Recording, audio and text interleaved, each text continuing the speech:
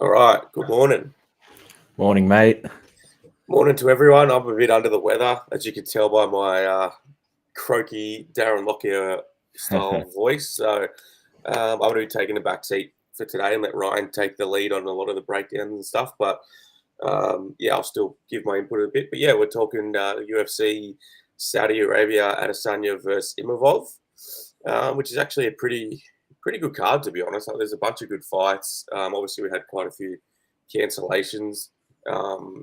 But yeah, it's going to be an early start for us here. I think it kicks off at maybe 2 a.m. Yeah, main event won't be I think 6:45 or something. That's the scheduled main event. The main event time. Yeah. Yeah, that's crazy. So what are you going to do? You going to stay up and go through, or are you? I got work, so I'll be driving to work as probably the co-main is on. So Yeah, might have to pull over and just watch that and then just keep driving. yeah, you get a bit of action. Yeah. Yeah, I don't know if I'll be getting up to watch this one. I don't know. We'll see how we go. But yeah, let's get into it. I'll share my screen quickly, and then we'll get into it.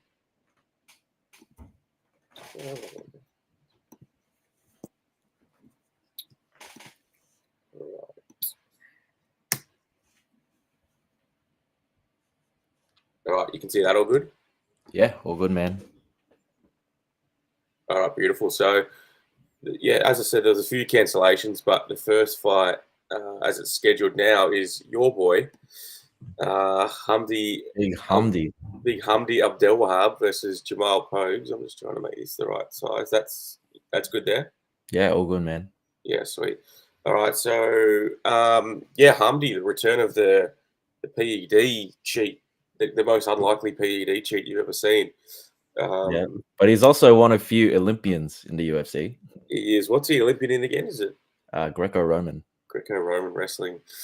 Price-wise, we've got Jamal Pogues, who is a slight favourite at minus. It's actually pretty even now. It's about minus 110. It's a pick 'em.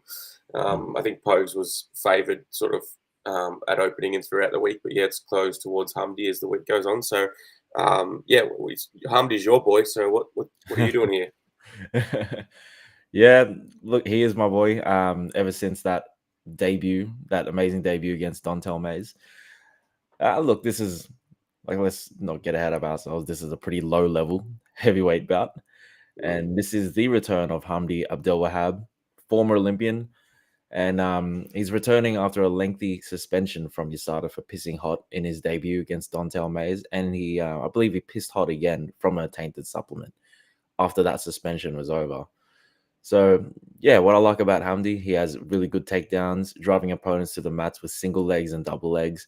Very active on top, pouring damage with elbows and ground and pound. Does carry a lot of power, but he definitely has a false sense of confidence in his striking. Like against Dontel Mays, a lot of the fight was on the feet, and it was pretty low level, swanging and banging.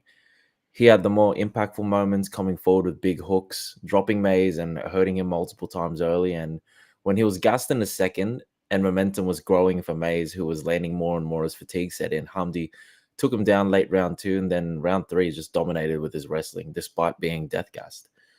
Jamal Pogues is his opponent this week, and he is 1 win and 2 losses in his UFC run. His last fight being a unanimous decision win over Thomas Peterson, who we will get to later. In February last year, he's definitely the better striker of the two by a wide margin. He's a Muay Thai style striker, maintains range, throws kicks up the middle, reaches out with his left hand to draw out reactions, and throws fast counters straight down the pipe with a lot of speed as opponents come in. And he extends those counters to long combinations with nice hooks. He is surprisingly fast and moves well for a heavyweight, but his style is just not sustainable. Like he's very sharp in round 1, but in round 2 slows down a ton. While he has shown improvements defending takedowns, he still struggles with single legs, and when he does get taken down, he can get control there with ease, as shown by Thomas Peterson. Hamdi, being an Olympic level wrestler, definitely poses more danger than a Thomas Peterson in this case. I see Pogues being dominant early in the fight for as long as it remains standing, and Hamdi will look pretty outclassed on the feet, though he will be making exchanges very messy. Hamdi will be rushing forward, swinging wildly, and he'll be met with counters. Jamal does have KOs to his name, but doesn't have like fight finishing power. I think Hamdi can absorb these strikes, but come the second round, both fighters will slow down a lot. But out of the two, I think Jamal's game will be more impacted. And add in a few wrestling and clinch situations, I see Jamal absolutely gassed towards the end of round 2. And while Hamdi will be gassed himself, we saw in the Maze fight how he was able to just bring the fight to the mats when he was pretty much completely gassed out in the second. And he established dominant top control. So yeah, I think that Hamdi wins this low-level heavyweight fight via both gassing out, but his wrestling coming through to secure probably secure a win in the third round, maybe by ground and pound. But he will make the second and third rounds pretty clear. And if he doesn't get a finish in the third, I think he might get a decision here. Yeah, it's kind of hard to be enthused about either guy really at the number. Like it's not. If I'm interested on the Hamdi side, I think like you said, his wrestling upside is far bigger than Jamal's striking upside, given he doesn't really have knockout power. It's probably going to be at his best, like you said, round 1.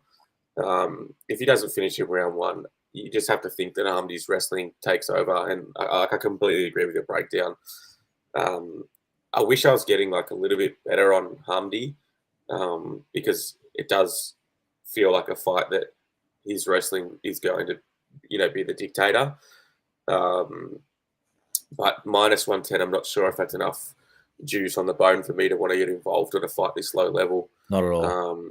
Yeah, I think Hamdi's definitely the side. Maybe I think it might just be a pass, but yeah, Hamdi is the side for me as well. Just think the wrestling's going to be too much for Jamal. And I think when you look at strength of schedule, the best person Jamal's fought is Mick Parker, but he lost pretty clearly. And Hamdi did beat Dontal Mays, who's better than anyone that Jamal's ever beaten. So, pass for now, but I think Hamdi has to be the side. Yep, love it. All right, let's move up the card. So the next one we've got a featherweight fight, which should be pretty fun. Bogdangrad taking on Lucas Alexander. So Bogdangrad 14-2, coming off the Contender Series where he had his second chance. And then we've got Lucas Alexander 8-4, who's been out for, I believe, like about a year and a half, maybe a little bit longer. After that pretty bad knockout to Jeka Saragi, which obviously isn't a great look. Prices, I think there's been like quite a bit of movement this week. Bogdangrad was a pretty big, he opened minus 200 and it was trending, downwards for a while, but he's sitting at plus 100 now. And it looks like Lucas Alexander's coming to favourite. He opened plus 170 and was, it's about to pick him for like the last week, and now he's the slight favourite. So, a lot of money is coming, a lot of dog money is coming on Lucas Alexander. I'll go first quickly on this one. I think it's kind of hard to be really interested in Bogdangrad, just in the way he fights. Like he is a bit of a bulldog in that he just never stops, and he'll take 4 really to give one. But he's just so hittable that it kind of, I don't know how you could possibly want to play him. I think his strength of schedule sucks. Like I think Top Nolan's not that good, and he absolutely dominated him. Michael Aswell, again, not particularly good, and that was like a big dog fight. He is super gritty. You can't take that away from him. And if this turns into like a dog fight, I think he'll probably get Lucas Alexander. But Lucas Alexander, I think he's like, relatively technical kickboxing style, I'd say. I'd say his biggest issue is that he's got a bit of a submission weakness. I don't think he's great on the mat. I don't think he's great off the back. But again, like I said, the loss to Jeka Saragi, the big right hook against the cage, that does not age well, just given that Jeka is, probably one of the worst guys that we've got in the UFC. But he's been out for, like I said, about a year and a half. So, the chin should be good. I don't know. It's hard for me to want to bet either of these guys, just given Lucas Alexander's record, fought no one, beat no one really that good. Like his Steven Peterson win wasn't that impressive. I think he's the more technical guy. And I think he probably has a chance to kill Bogdangrad, just given how hittable he is. But Again, it's kind of a case of, is there enough on the bone for me to want to get involved? Not really. Mm. I think I might look at this from a live betting perspective. Like, I think we might.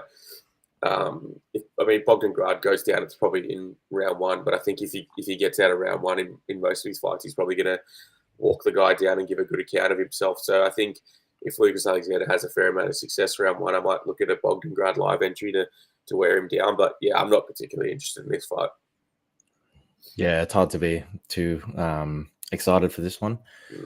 Though, Bogdan Grad, he did have a very exciting fight in the Contender Series against Michael Aswell. They went to war for 15 minutes, and honestly, he might have been lucky to squeak out that decision. Like, he was outlanded 155 strikes to 105, but I think it was the 3 key takedowns that he got and the wrestling attempts that got him over the edge. Nonetheless, in that fight, he displayed a lot of toughness, shown to have power in his strikes, solid wrestling, and had cardio to push a grueling pace. The thing is, like, that the fight before that, we saw him absolutely laid out cold by Tom Nolan, like in the previous season. So I can't really put too much stock in him showing how tough he is in the second showing, like after getting knocked out cold. He moves forward with his hands low and looks to land strikes over the top of straight jabs, and he fires his combos in tight.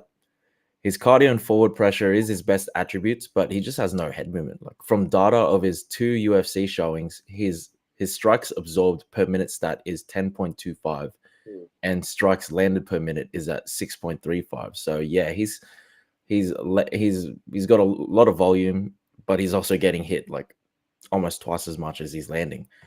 And he's up against Lucas Alexander, who he's 1-2 in the UFC, beating Steven Peterson by unanimous decision, losing his first two fights by finish. The first fight being against Joe Anderson Brito, which is a fair loss.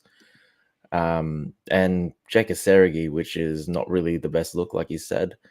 But that's a fight where he actually did pretty well, but then he just got caught by a massive right hand after a grappling transition. Lucas actually has solid striking ability. Mixes up straight shots and kicks with very good speed, fights long and is quite measured from distance, and he stays defensively responsible for the most part. He will be the taller fighter here. He has more reach, and he's just more technically fluid. He hasn't fought since November 2023, which was the round 1 KO to Jeka Sergi. So that might be good for the chin, but also definitely need to account for ring rust and potential cardio issues here. So this fight has been lined as a pick'em, like with it did begin with Bogdan Grad being slightly favored, and then now it's completely switched. To be honest, I kind of wish I got Lucas Alexander at dog money, but now that I do feel like the line right now is pretty accurate. It's just because Bogdan Grad, like he's a bloke that just comes forward, doesn't move his head, looks to be a brute and outlasts his opponents. But I think Lucas Alexander, while he ain't anything amazing, he has the skills to land just straight down the pipe, like land calf kicks as well, and really hurt the very too hittable Bogdan Grad. I do recognize the inactivity of Alexander could be an issue in an extended fight against a pressure fighter, but I just see Alexander landing way too cleanly and easily. So I do favor the Alexander side, but now that the line, I think the line is pretty accurate to how I would measure the fight. Probably a pass. Yeah, I mean, how have they opened Bogdan Grad minus 200? Is that not insane? That was so stupid. What, yeah, I don't know. Is there a worse sort of person to put at minus 200 odds? Like, even if he wins a fight, he's going to get bashed. Yeah. And the other guy's going to have a lot of success. So I don't know how they've opened that at minus 200. Like you said, definitely missed the boat there, which I got on that. Do you think he could have wrestling success in this one? Oh, for sure. Like in an extended fight, definitely. That's if he can take all the shots that are coming at him. Yeah, I think get it late. I think down the stretch he could probably have success with his wrestling. It's kind of hard also to like think of a prop angle. You want to play unders with Bogdan Grad, just given how hittable he is, but is Lucas Alexander going to be the one to chin him, maybe he gets hit enough that anyone could probably do it. Mm. Alexander by TKO, it's about plus 263, 300, somewhere around there. Yeah, like I said, pass for the moment. Not too enthused on either side again to start. Yeah. Who do you think is the A side in the fight? I'm confused by the matchmaking. Like who the UFC kind of want to. Yeah. I think Bogdan Grad, to be honest. Yeah, I think they want to build him as well because he has such fun fights. That's why, yeah. Yeah, and they say Lucas Alexander coming out of a first round KO to Jeka Saragi like a year and a half ago. Probably don't see too much stock in him. Yeah, it's confusing. Definitely a confusing one. All right, up the card to a fight which I think is actually like pretty decent. Jazz Vicious, 12-3, taking on MBS Myra Buena Silva, 10-4-1. Prices, we're dealing with Jazz as a normal price tag that we normally get for her. Minus 260 currently. She opened minus 250, went as high as minus 185, and now is back down to minus 260.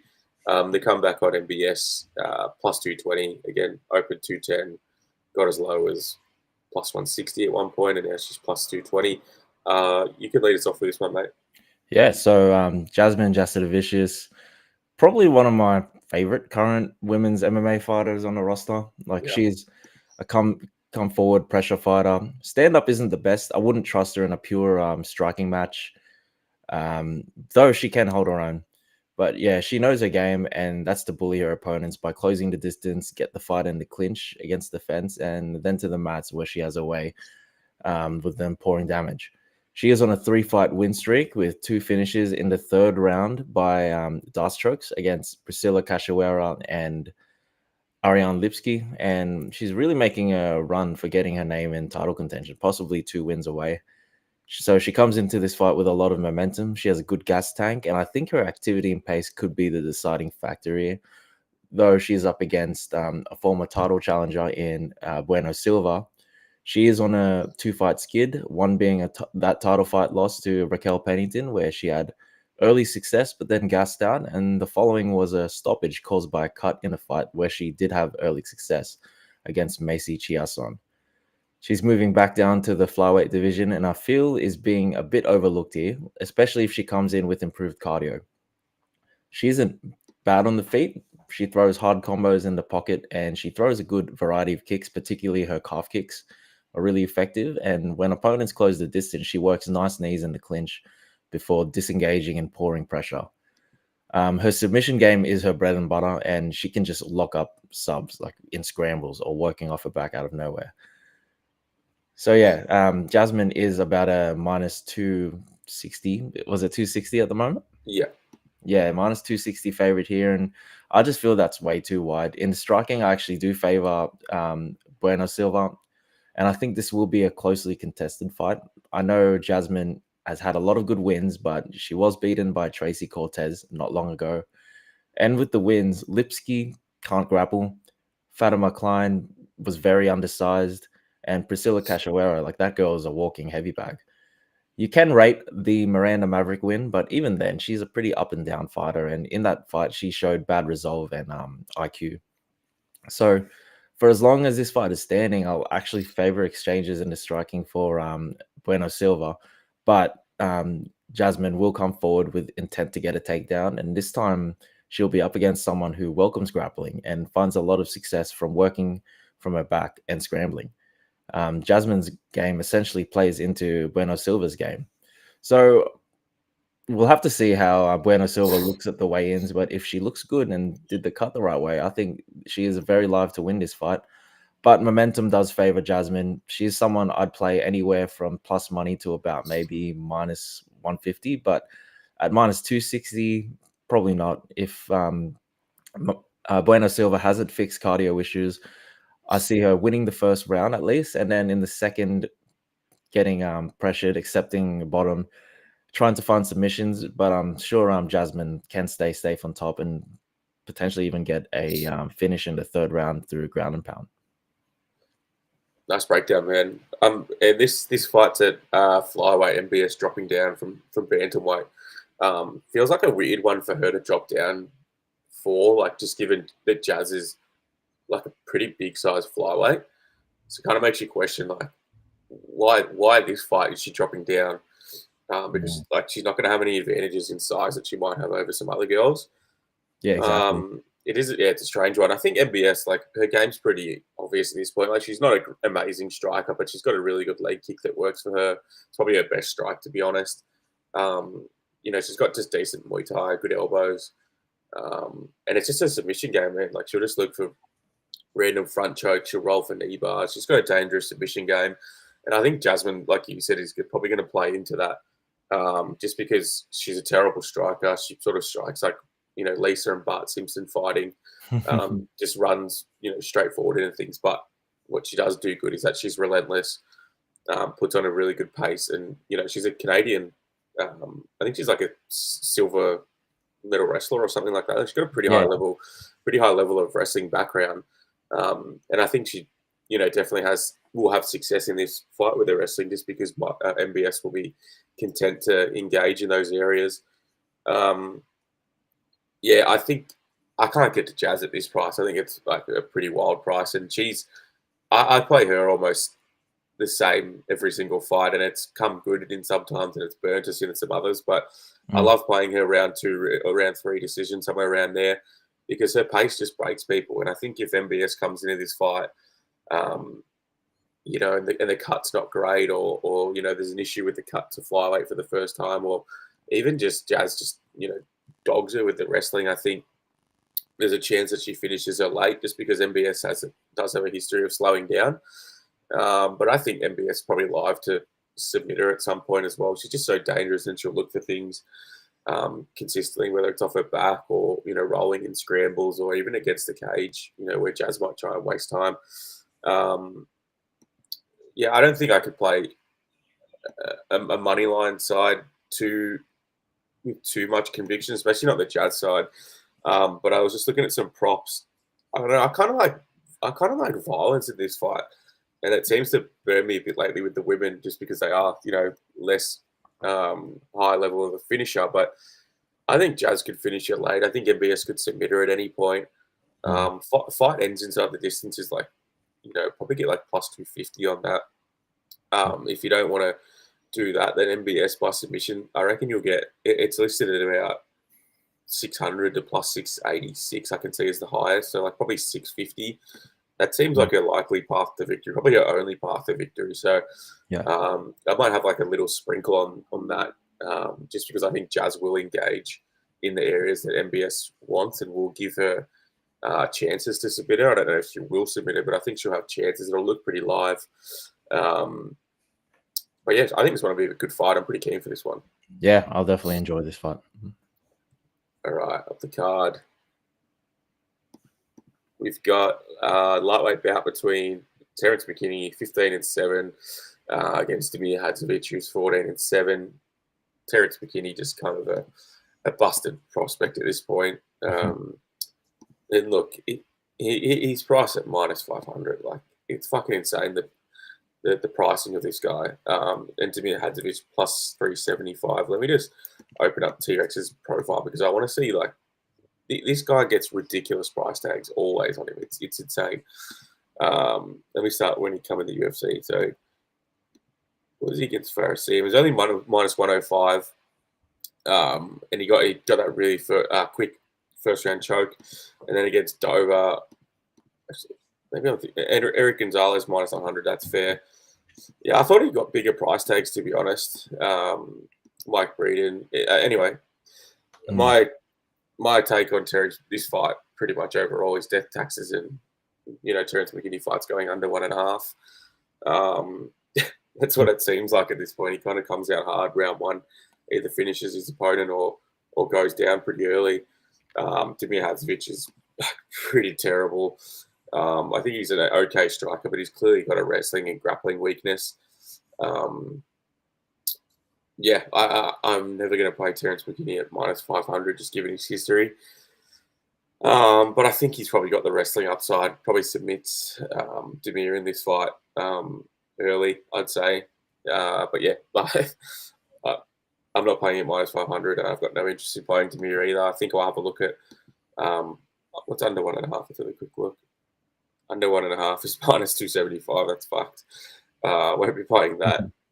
Bikini by submission +100. I'm not playing that either. Nothing on this fight for me. Yeah, definitely fair enough, man. Like you got someone as terrible as well. Demir is not great, but he hasn't fought in 2 years. He's 1-3 in his last 4 bouts, and he's on the cusp of 40. Yeah. While McKinney, he's literally the definition of a round one or bust, but he can also get finished in like the first round as well. So yeah, McKinney, all his wins except one fight in 2018, which was a round 3 heel hook, are in round 1. He's susceptible himself to being finished as well pretty early. He's been finished 4 times in round 1, and every time he has reached the second round, he's been finished. Minus that time he made it to the third round and won. He is athletic, very explosive, has dangerous hands, and very solid grappling BJJ. He starts hard and fast, and more often than not, if he has someone in front of him with defensive deficiencies and they aren't able to land first or weather the storm, he's most likely going to put him out. McKinney is coming off a brutal first round head kick KO to Esteban Ribovic and returns as a -400 favorite. Why? Or -500 favorite. Why? Because his opponent this weekend is Damir Hadzovic. Look, I don't think he poses much of a threat. He is standing or even on the ground, despite having 7 KOs and 3 subs to his name. Not a single one of them were against good competition, though. A lot of his losses have been to like pretty solid guys. Damir's stand-up is less than average, in my opinion, and punches are just so loopy and very predictable. Like he keeps his chin high, which doesn't help, but he just wants to come forward, close the distance, take it down, and when he gets you down, he's like pretty active. But his own defensive grappling and takedown defense is very weak. He got taken down 8 times by Mark Diakese in a fight where he landed just 5 strikes in 15 minutes. So in this matchup, Demir is the much older guy. He'll be at a massive speed and physicality disadvantage. He has not shown striking defense to be able to avoid the combos that are coming at him. And he has not shown a defensive grappling to stuff the takedown and defend from a round 1 McKinney. So I'm not willing to lay -500 on a fighter who just got KO'd, is pretty much a round 1 or bust kind of fighter, and who is just not trustworthy. Like, can we even trust McKinney to come into this fight and do exactly what is expected? Like, after getting finished in brutal fashion plenty of times, he might be gun shy or want to just clinch and hold or take Demir down, just lay on top of him. Or he could just do what he normally does and just take him out within a minute. Like, nonetheless, he should get the win here. Wouldn't touch the money line. Wouldn't play overs, unders. Even though like under 1.5 is sure money, like is Terrence McKinney ever really sure money? Had a look at some props. None of them really speak to me. Definitely a pass fight. Yeah, the pricing of this is terrible. The only thing that looked like it might have value is like the McKinney TKO, but you're doing the old toss up between like value and what sort of you think happens, and I think he probably submits him. I don't know. Don't you think that McKinney feels like one of those guys that his best strength is also his weakness? Like he's gonna go hard round 1, and he's probably gonna win round 1, but if he doesn't, it's gonna kill him. Yeah, for sure. We've seen it. Yeah, We have seen it. yeah. It's and that's those, and you get those fighters that they try and change it and they turn into a worse fighter and have way less success. Yeah. Feels like exactly what he is. Well, what I think happened was he went all out against Drew Dober, and the next fight was against Ismail Bonfim, and he kind of was like playing the tactical game. Then he just got finished. Bad. I mean, this guy's had some really bad knockouts. Yeah. And the last one was pretty bad. That was terrible as well. I think he goes to the same fucking school of hard knocks that Kevin Holland goes to, where they kind of feel like they don't really give a shit about their career. And if they come in, they get bonuses, then they're pretty happy with that. So I'm never going to back a guy like that at -500. It's insane. So for sure, massive pass. Probably Demir gets his bags back, I'd say here. Up the card to the return of the GOAT, The blob. The blob, the goat, Shamil Gaziv, 13-1, taking on Thomas Peterson, 9-2. Prices, we are dealing with Shamil at -330. He was -300. And to come back on Thomas Peterson is +270. You can lead us off on this one, brother. Yeah. So, do you have the pricing for Shamil's fight against Jairzinho? Yes, I do. He was -175, slight favorite. -175. Yeah. I swear he was a bit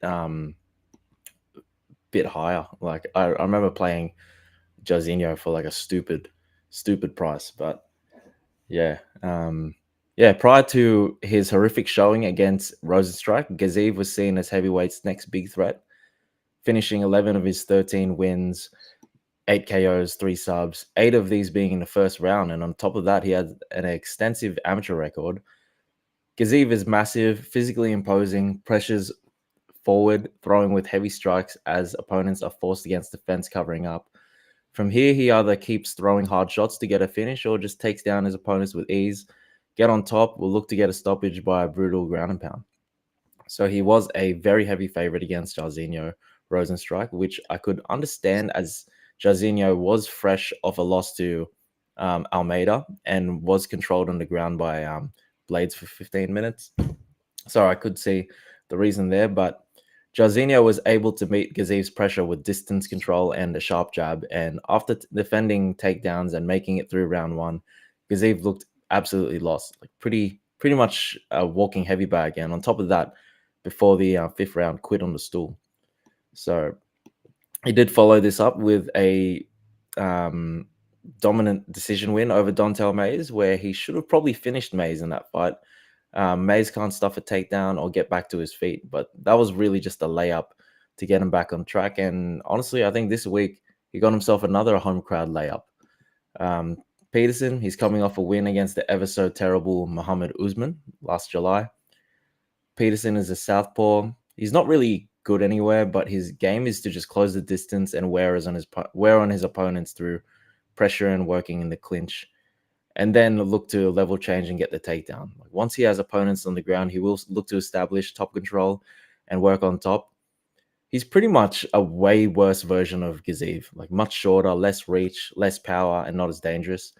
I know he has 8 finishes of his last 9 wins, but they're all against regional competition. He was beaten by unanimous decision by a gassed out Jamal Pogues, and early in his career KO'd by Waldo Cortez Acosta. And Waldo isn't the biggest finisher. Anyways, like I said, this is a bit of a layup matchup, in my opinion. Both look to get takedowns. Both have 100% takedown defense. But even if the fight remains a stalemate and they're standing, I favor the physicality of Shamil Gaziv, especially against the fence working in the clinch. So, yeah, I'm going to lean Gaziv by unanimous decision here. It'll be an ugly looking fight. But, yeah, I just don't think Peterson is any good. Yeah, it's a tough one to get to the betting window for Peterson for just given his level of competition, and it's also in Saudi. So I think he probably will have to finish Gaziv. And look, I don't think hard to say that Gaziv's going to look terrible. Like I was actually really impressed with his Martin Budai fight. That was his first fight in the UFC, and Martin Budai is not obviously the best heavyweight contender, but he's tricky and he's tough and he forces a fight that really makes people struggle. And Gaziv just put him on the back foot immediately, swarmed him with volume, and kind of Martin Budai to like a better extent, and finished him. Like I was actually really impressed with that performance. Look, in the Velasco fight on Contender Series, I did have something on Gaziv. I can't remember if it was a prop or something. I think it was for him to win by submission, which he did. But he looked a little bit like iffy. Like Velasco reversed him, I think, once, and it was looking a little bit weird. And Velasco fell back into that rear naked choke. But just a few question marks on that one. And then in the Jairzinho fight, Jairzinho is a good guy and a guy that you and I like kind of consistently have made pretty decent money on, because I feel like the books kind of don't respect him and give him some weird price tags. But look, Shamil had success in that fight. He just overexerted himself and slowed down. And in a 5-round fight, you just can't do that. Obviously, the quitting on the stool is not the greatest look, but he did have success at points in that fight. So I didn't think it was, awful. And then come back and get a win against Don'Tale Mayes. I think Don'Tale Mayes is probably better than anyone Thomas Peterson's ever beaten. Peterson against Usman. Usman he has a pretty good jab, but that's about it. Like, he's just a physical beast. Look, could Peterson have some wrestling success here? Maybe a little bit. I just think Gaziev has the A side here. I think UFC want him to win. They've given him a layup in Saudi, and if he doesn't get finished, I think it's very hard to see him losing. I think he's probably like a decent parlay piece. Whether or not you want to trust him to be your parlay piece is the real question. He's not the most trustworthy guy, but yeah, I think he wins here. Yeah, he might be the most trustworthy guy in the card, which is scary. Which is concerning. Yeah. But yeah, I think he's the side for sure. So I'll just read a couple of comments that we got. Just keep moving on and forgetting. Tony Pegsy said both the dogs are barking. I think that was about the dogs are barking. I think that was about the Mauro Bueno Silva fight. Huck said, "Hey guys, hey Huck, I how you doing, brother? Put that one up before." And then Cade Garrison said, "Can't trust McKinney to carry out an effective game plan." Yeah, that's 100% correct. If I'm in his corner, I'm screaming to shoot takedowns. Yeah, if he's not wrestling early here, he's even dumber than we thought. So we will see. You'll find out pretty quickly. Up the card, I don't even know. This is still the prelims, right? We've got Muhammad Naimov, 11-3, taking on Khan Offley, 12-3, fighting out of Australia, obviously. Prices, we have Muhammad Naimov again at -330, and then Khan Offley +270. Khan Offley fighting out of Absolute MMA in Melbourne near me. Look, I thought he looked pretty good in the Ultimate Fighter. He had a really tricky style to fight against, where he have a heavy wrestling game. Look, striking clearly not amazing, and striking defense not amazing, but fights a pretty hard game plan where he's shooting a lot of takedowns, has good wrestling, has good grappling, doesn't really slow down a whole lot. But then on his UFC debut, the Ultimate Fighter finale fight against Myron Santos, he just looked pretty average, I'd say. Like, striking, defense, Myron Santos, he's a big body and has power, and I think he just stifled the game of Khan from the get-go and had him on the back foot early. He couldn't get any takedowns. Power edge was clear, and he finished him bad in that second round. It was a pretty nasty finish. He's taken about just over 6 months, 7 months, 8 months off here, which I don't mind. But he's coming up against Muhammad Naimov here, who is a tricky customer and is the guy that we always get confused for the other Tajik who fought last week and week before and won against Rinya, the one with the rat on the back. Oh, yeah, Gafarov. Yeah, Gafarov. That's who I always get him confused with. Yeah. So the Tajiks are coming in with a bit of momentum here. But yeah, it's kind of hard not to see Naimov the side here. I think the price feels fair, just given the guys that Naimov's fought. Malaki, Nathaniel Wood. The Nathaniel Wood fight, I still think was iffy, and he probably should have lost that fight. Yeah. But you have to admit that Nathaniel Wood is a very good fighter, and very tricky to even have success against. He's a little bit chinny, but yeah, Naimov cheated his ass off in that fight, which I don't mind.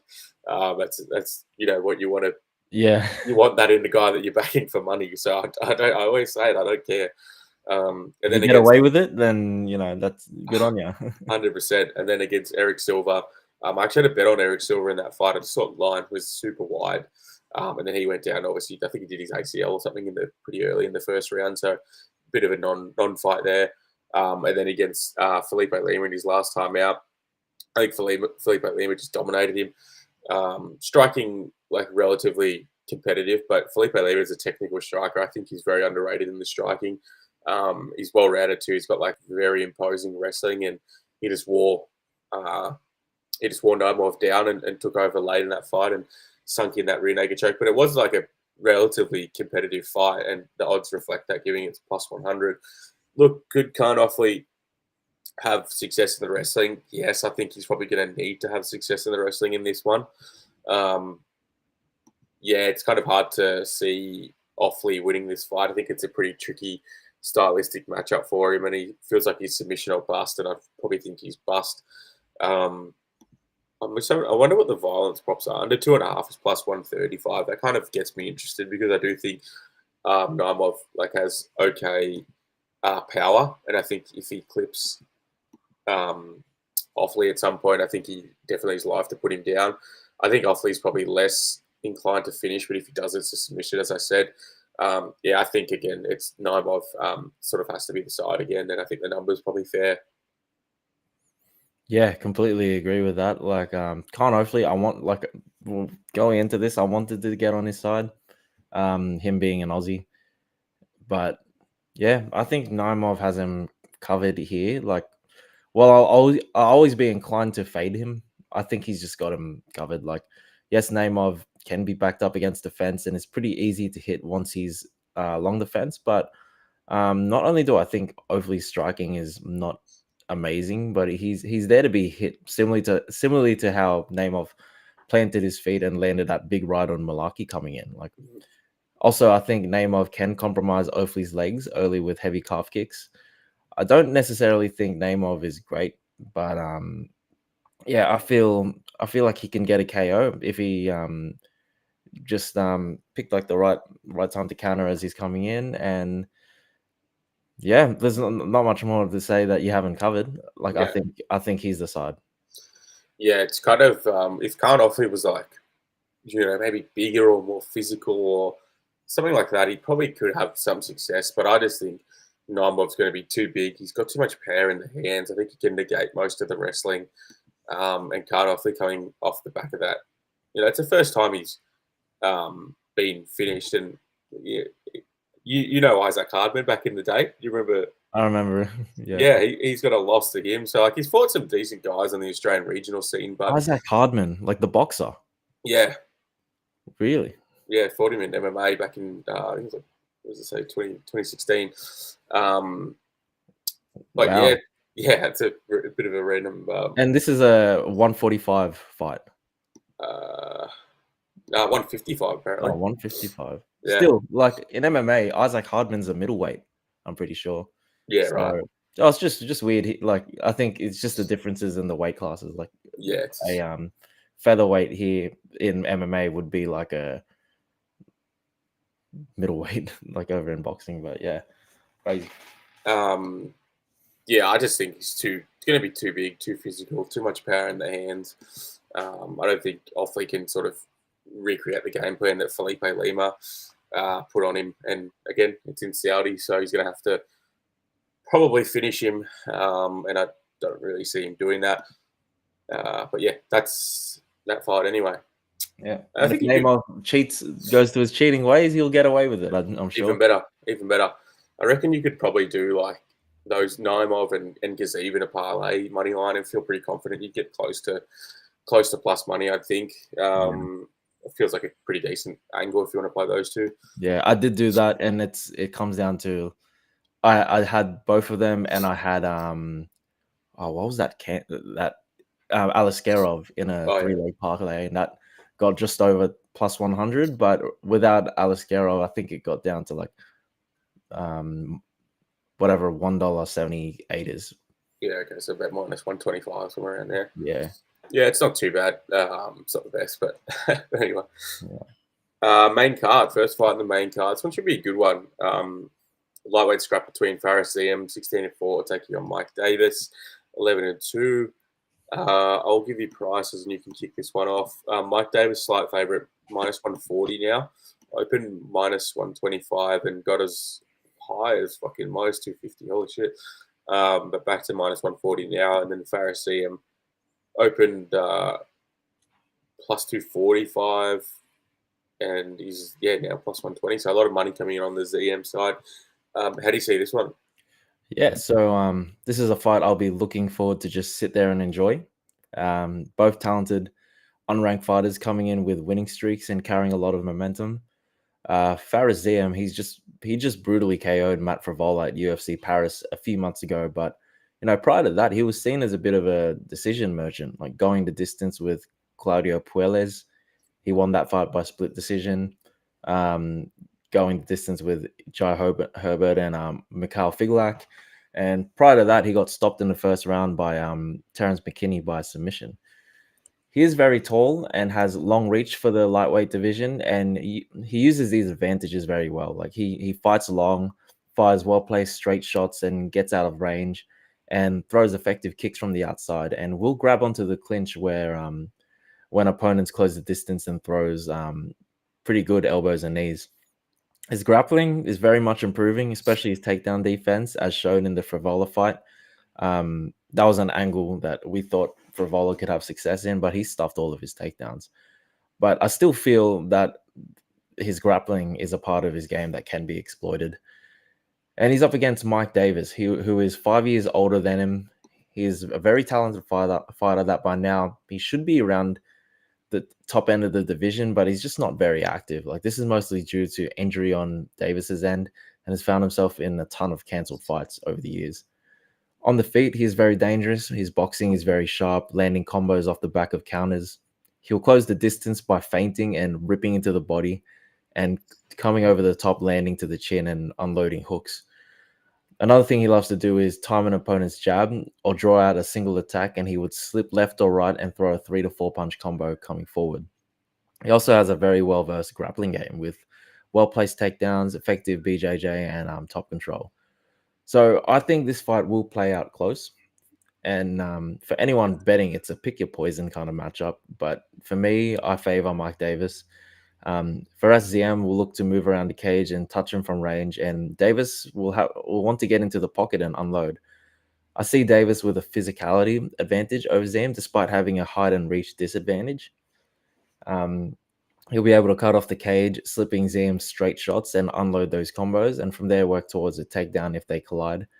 The clinch will be dangerous, however, as this is where ZM will use his long limbs to sneak in elbows and knees, but that will also allow Davis with opportunity to drag him to the ground. I know ZM has improved takedown defense, but I think Davis's grappling and strength will at least allow for 2 or 3 takedowns to land in the fight. And I'm confident he will remain on top, securing position and maintaining activity if he gets it there. So I think Davis will look to make this fight as straightforward as possible and choose the path of least resistance, and that's through getting the takedowns and getting his sub. Definitely easier said than done, and we'll have to get into his range and close the distance. But I do lean Davis in this fight, and I think he could get maybe an arm triangle some point in the second or third. But I definitely see why ZM is everyone's dog of the week. But yeah, I do favor Davis. Yeah, I find it. I just have a hard time reading Faris ZM. Like you said, I had Frivola in the last fight, and I think I don't know. It felt like he just had a terrible game plan going in that fight where he shot, just a lot of like dumb takedown attempts that never really seemed likely, and then sort of gassed out, and then just got caught with one of the flushest knees in the clinch that you're ever going to see. But Frivola always has had a suspect chin, so I kind of think that's an outlier result. Like I think Varazim looked improved in that fight, and I do think he is improving. Like he's only 27, but like you said, he's a decision merchant in the UFC, and I don't think he's a big finisher. So that result feels like a bit of an outlier, especially against the chinny guy like Frivola. And in the fight before that, he made Claudio Puelles look like fucking Khabib Nurmagomedov. Like the amount of takedowns that Puelles got, and let's not be mistaken, Puelles is a fucking terrible wrestler. He is. He's a god awful wrestler. He's got no wrestling technique. He's a good submission jiu-jitsu player, but he's going to pull guard and do, dumb Ryan Hall shit. he's not a wrestler, and I don't know the exact number. I could look it up, but Pueller's got plenty of takedowns in that fight. That was why I thought Favola was going to have success. I just thought that was such a bad look. And then obviously, back in the day, the McKinney fight, he just got him down easily and had no dramas. But look, like you said, ZM is big and long, and he's a very technical striker. But he's low volume. He doesn't push like a crazy pace. I think that's why I'm not a big fan of him. I just don't think he'll win, but he doesn't win where I'm like, oh, this guy's going to be a real threat. I don't know. He's a good striker. He's long, and that's his best assets. But then you get a guy like Mike Davis, who, like you said, feels like his skill set should have him towards the top of the at least the rankings. Should have him in the rankings and fighting good guys. But when you go back and you look at his record, his last fights against Natan Levy, who I think is pretty dreadful, and that's in March of 2024. And yeah, like you said, he's got more cancelled fights than normal fights, which is just a shame because he is such a good fighter, man. He's really intelligent. He's physical. He's athletic. He has good striking. He doesn't get hit an awful lot. He's got good wrestling. He's got good submissions. He's just a smart fighter, man. And I think he's really talented. So it is a shame when you see a guy like that just struggle to injury so much. But I think he's got a clear path to victory in this one, and that's the wrestling. I think he's not only a good wrestler, but he's a good grappler. I think he can rack up top time. I think he's got submission threat in this one. And I think on the feet, I think he could compete for as long as it lasts. He's got more volume. I think he's probably, I don't know if he's got more power, but I think he can go strike for strike with ZM and be fine. My issue is he tore his bicep in July. And now he's back in February. So I don't know the exact turnaround time for a torn bicep. I'd assume you'd have to have at least a good 3 or 4 months not doing anything contact wise, and then from there. So who knows with this guy? He comes in with injuries all the time, which is why I find him a little bit tricky to back. But I think his style should set him up for success in this one. I think he's probably the more talented guy. Like you said, more physical, and I think his wrestling path to victory is pretty clear in this one. I think the price feels fair, -140, pretty accurate. I'm just having a look at what he's lying by. Davis by submission's about +400. It's okay. It's not particularly interesting, but it's not terrible.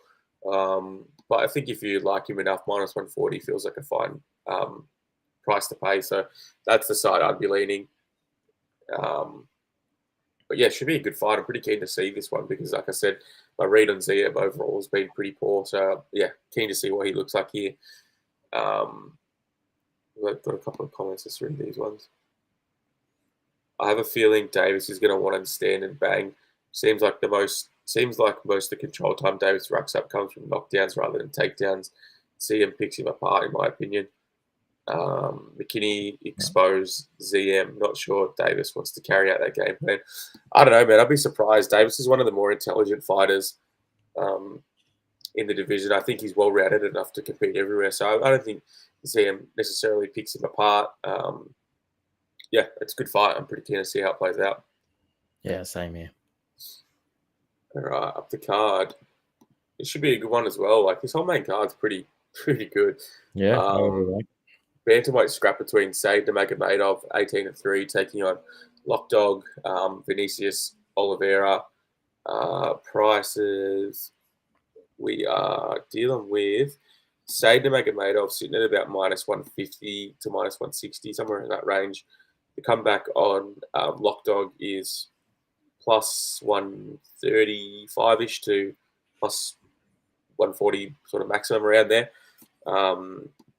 Yeah, Lockdog actually opened +250 and sort of got bet down pretty quickly to +160, but he's kind of been lingering around that +160 to +130 range for quite a while. Yeah, I'm pretty keen for this fight, man. I think this one should be good. Said Nurmagomedov, the name might get a lot of people switched up, but he's more of the Zabit sort of striker Umar Nurmagomedov rather than the wrestling heavy Nurmagomedov. But yeah, he's a fun fighter, man. He's decent volume, just a pretty wide variety of kicking offense. I think that's his main offense on the feet, like his kickbox. He's got like a kind of, bladed, not so much bladed, but that karate style. He throws a lot of kicks, good speed, good power. Look, he's fought, much better guys than Lockdog. And the only time we've, sort of seen him struggle is against Martinez and Barcelos, who actually had a bit of success wrestling him, which is a bit unexpected. But yeah, the guy's sort of dangerous everywhere on the feet. He's going to compete with everyone. And I think his speed is going to give Lockdog a lot of trouble. I don't think his power probably will, but he also has a range of, front headlock style submissions that he uses to great effect. If you do enter it on him, poorly, he's going to take advantage of it. He's got that ninja guillotine sort of style choke, and he sinks that in quick, man. Like, he'll finish you within 5 seconds. If you're not immediately on that neck, you're going to be in some trouble. But the few times we've seen him struggle is when he's pushed late, and I guess pushed a big pace on the back foot. So it could happen here. I think Vinicius Oliveira, look, he's not the most technical guy you're going to see, but what you can say about him is he is fucking massive and he is fucking physical. He is probably one of the more physical guys you're going to see in the division. And look, what he lacks in pure technicality, he makes up for in that physicality, and we've seen that pretty much in every fight he's had so far in the UFC and Dana White's Contender Series. He knocked that guy out, Madrigal, bad on Contender Series, just with one shot. So I do think he, has power in his hands. I also think he is probably on some Brazilian supplements. Like, the way that this guy fights, he's insane. And then against Bernardo Sapai, like, we all know that fight. We've talked about it many, many times with both guys fighting since then. But Sapai had, success in that fight with some wrestling and grappling, and even on the feet competed. But he just couldn't handle the physicality of Lockdog, who, and it was short notice as well, of course, but he took over late, landed that big shot, and just wore him down. And then against Ricky Simone, man, that was a really impressive fight. He basically kicked Ricky's leg off. It's probably one of his better weapons on the feet, I'd say, is Lockdog's leg kick. He kind of just whips that in, like, he doesn't give a shit if you check it or not. He's just going to throw it and just damage you and take over. And Ricky to dominate, like, he dominated Ricky in that fight. Yep, styled on him. Like, he was a plus 210 underdog, and he absolutely styled on him. I think he just is. Again, it's just his power and his physicality. He doesn't really slow down. You can take him down, but he kind of works back up, and he never stops working. You can see that in his significant strikes landed per minute. It's just under 6. I think this feels like a decent spot to play a dog in Lockdog. Look, I know he's coming into enemy territory, and I think his weakness is probably his wrestling and his grappling. And I think Said is probably going to have success with the speed of his kicks and stuff. But if Said doesn't finish him with a submission, really, it feels like Vinicius is just going to sort of wear on him and take him into deep waters where he thrives. And we've seen Said struggle in that type of fight. And look, I think Vinicius maybe could have like some wrestling success. I don't think he necessarily wants to enter there because I think Said's that good with the front headlock submissions that probably just stay away. But I think there's a world in which we live in where Vinicius like takes him into deep waters and breaks him. Plus 150 feels like a decent number. I haven't played it yet, but I'm definitely contemplating it. Yeah, I completely agree with your breakdown. This is tough because this is a major step up for Lockdog, but I do feel he does have that style to beat a Said Nurmagomedov. Like, we saw Said lose that close decision to Jonathan Martinez, and I do feel like Lockdog has similarities, and if he keeps Said on the back foot and swarm him with combos, then Nurmagomedov will find it harder and harder to get his kicking game going. In the pocket, Lockdog has the better boxing, and maybe Nurmagomedov throwing a missed spinning attack opens up entries for Lockdog to end up on top. There is always the risk that a guillotine or a front headlock can be latched on like at any second, and with some of the grappling exchanges we saw with Bernardo Sopa, that is very possible. But yeah, I agree with you. I feel like it's a dog or pass, and he does look like a very good dog here. Might be something I'll play. And yeah, I just think he can win a close fight here, though, like this being in Saudi Arabia, um, could see this being like a close split decision, like loss as well. So Yeah, I think kind of feels like I like my read on Sade. I think the only one that I have missed on him that I've played him in fights is the Kakramanov fight. I played Kakramanov, and I think honestly that was a pretty 1% outcome in that I think Kakramanov was having a lot of success and probably was on his way to winning that fight, and then got caught in that that deep ninja guillotine sort of style choke. Yeah, I think Vinicius feels like a fine play at plus 150, given he's going to go late. He's insanely physical. He's probably not going to get finished on the feet. And he's just going to push like a pace and fight a fight that we've seen Sage struggle in. So, yeah, I think I'll probably get to the betting window on Lock Dog. love it. He's a hard guy to plan for because he's so not technical and he's just such a physical beast that it's like, good luck. Even if you had success against him, he's really not going to slow down. Yeah. It's interesting. I'm keen to see how he progresses in the division. This is a good test for him anyway. Yeah, even in a losing effort, like it probably won't like take much away from his stock. Yeah. With up the card, I think this is the featured fight of the card. Heavyweight banger between Sergey Pavlovich, 18-3, taking on Jairzinho Rozenstruik. Prices. We have Sergey Pavlovich at minus 335. He opened minus 210 and sort of been money coming in steadily throughout the last couple of weeks. And then Rozenstruik opened plus 180 and it's gone up to plus 275. So a lot of people not giving Rozenstruik a chance in this one. How do you feel? Yeah, I'm on the Rozenstruik side.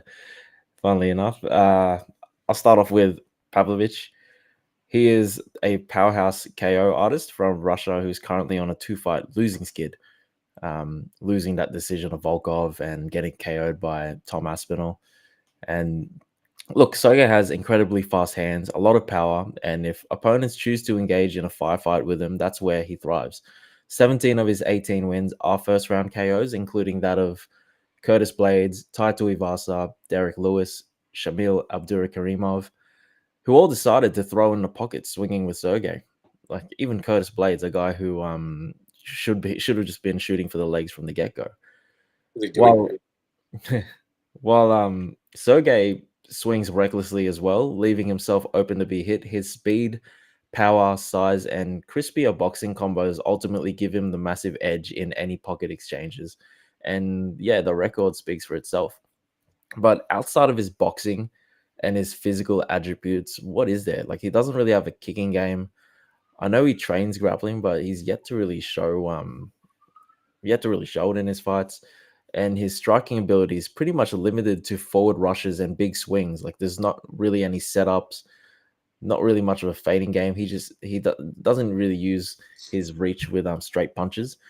The only time he's gone further than round one in UFC level competition was his last fight with Volkov, a fight where he was pretty much picked apart for 15 minutes, and his power and speed were made ineffective after the 4-minute mark. There was no game plan outside of forward rushing for him. And I believe that last performance against Volkov will be very telling in this weekend's matchup against Jairzinho. While Jairzinho Rozenstruik it certainly doesn't have the height and reach advantage of Alexander Volkov, he is similar in that he is a technical kickboxer that uses range and has made a career out of fighting like big sloppy heavyweights. Yes, he's had many setbacks. He got bull rushed, KO'd by Francis Ngannou, outpointed by a more athletic kickboxer in Cyril Gane, held down for 15 minutes by Curtis Blades, KO'd by the sharper and lengthier kickboxer in Volkov, and then he was taken down and submitted by Jailton Almeida. And really, the only one of those losses I feel you could compare to Sergey Pavlovich is maybe the Nagano loss. And Nagano, he's just a much bigger, athletic, and powerful um, fighter than Sergey. In an extended fight, Nagano would fight way better than a Sergey Pavlovich, as he's shown. So Rosenstrike has 13 KOs from his 15 wins, a lot of them in round one, a lot in round two. But what's more important to me is that he's shown to be effective over the 3 round and 5 round distance. He's very technical, chooses his moments to pressure when he senses opponents are fading, but stays defensively responsible throughout the fight. He maintains the kickboxing range, has his hands high, and keeps active through feints, straight punches, kicks, and he has very sharp counter striking. He only absorbs 2.74 strikes per minute, which is significant compared to Pavlovich's 5.03 strikes absorbed per minute. Seeing as that data is from 14 UFC fights, many going further than 2 or 3 rounds, 5 rounds even, while Pavlovich's stats is from 9 fights, 8 of them being finished in the first. So I recognize that Pavlovich can absolutely starch Jairzinho Rozenstruik if he rushes in and connects to the chin very early. But Jairzinho himself, he also has that sneaky power of his own that can put Pavlovich out as he's rushing in. Catch him with a check left hook, similar to the one he caught Arlovsky with. I've no doubt Pavlovich will be extremely dangerous throughout the first 5 minutes, and Rozenstruik will have to be on point defensively. But as the fight gets extended, Rozenstruik's range and technical kickboxing has proven to remain consistent, and he has shown to build on his success. Like against Shamil Gaziev, he kept his output to mostly jabs in the first few rounds, and from round 3 onwards, opened up with plenty of combos thrown with power that eventually forced Gaziev to call it quits in the 5th round. That was a fight where Rozenstruik had to defend takedowns and anti-grapple against a much bigger and stronger Gaziev. I highly doubt Pavlovich will look to grapple here, but even if he did shoot, I've seen enough improvements in that Gaziev fight to be confident that Jairzinho stays up. Jairzinho will really only have to worry about Sergey's hands and the range, especially early where he's at his fastest and most explosive. Easier said than done, but one thing as well is that Pavlovich doesn't have an evolved enough striking game to adapt and set up strikes. Like that's another thing we saw against Volkov. His attacks are predictable, and for as long as the fight wears on, he will just be reduced to standing there, defending and picking spots to recklessly swing. And as he gets slower and movements become more labored, I think Rozenstruik will open up more with his counters and could even get him out of there like pretty late. So I did play Rozenstruik for 2.5 units. I did play him earlier for plus 195. For some reason, I thought he was going to have money coming in on him, but put a little bit more when I saw him go up to plus 210. But now he's at like what, plus 235? I think it might be a little bit bigger, 65, I think. 260. Yes, yeah, So, somewhere in there. yeah, I kind of wish I held out, but yeah. Yeah, I could never fathom having 2.5 units on either of these. Like this fight in particular, it feels like I don't know. It's a tricky fight, man. Like we know what Sergey is at this point. He's big and he's long. Like his ape index is fucking insane. 84-inch reach is wild, but like I don't think he uses that well. I think he wants to. He looks like he just wants to get in the pocket, sort of plant the feet, and just swing. And most of the time, he's going to catch you. But Volkov showed in the last fight, if you can just jab and just keep moving, that he sort of struggles to work in distance if you don't plant your feet and don't engage with him there. Look, is Jairzinho going to be the one that's going to jab it? You know, he doesn't have the range to sort of just jab away at Sergey. So I don't know. I'm conflicted. I think the Rozenstruik fight, the fact that the Rozenstruik fight against Tuivasa is a split decision on the record is so insane, given that he won legit 5 rounds to none, pretty much, maybe 4-1 best case. But yeah, we both had Rozenstruik by decision in that one, right? Yeah, we did. That was one of and that was at like plus 800. Yeah, it was a huge number. That was a really good card. I remember that one. Big number. Yeah, I think Pavlovich, obviously volume and pure power advantage. Would I be surprised if Rosenstrike sort of fought on the back foot and was able to have success over 15 minutes? No, but I think Sergey's probably going to have the bigger moments, and the fact that Rosenstrike doesn't like push a crazy pace or sort of like he doesn't give himself like a huge amount of chances to win, especially against like a beast like Sergey. I think he'll be content to fight off the back foot and probably have less amounts of success than Sergey potentially will. But again, I don't think Sergey is worthy of the minus 330 price tag. I don't know. Yeah, I don't really have a good read on this fight. I'm not interested in betting it. The only way I'd bet it is potentially a live entry on Rosenstrike as the fight goes on. If we see Sergey slowing down and Adesanya sort of just jabbing his head off, but not one that I'm particularly interested in playing or being involved in personally. Yeah, fair enough. All right, up the card to the co-main, right? Yeah, co-main event of the evening. Middleweight fight between Shara Magomedov, 15-0, taking on Michael Venom Page, MVP. So this one's obviously up at middleweight. I think MVP's come out and said that this is just sort of a one-off fight, which is confusing about why they made this fight.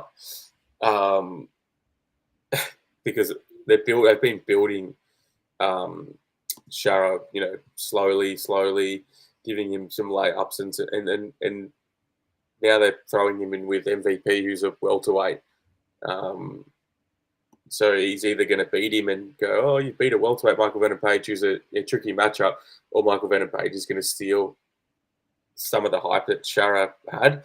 I don't know. It just feels like weird matchmaking.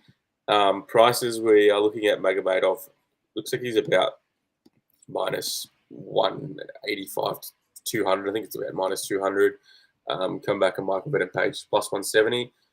I've been pretty happy with my read on MVP since joining the UFC.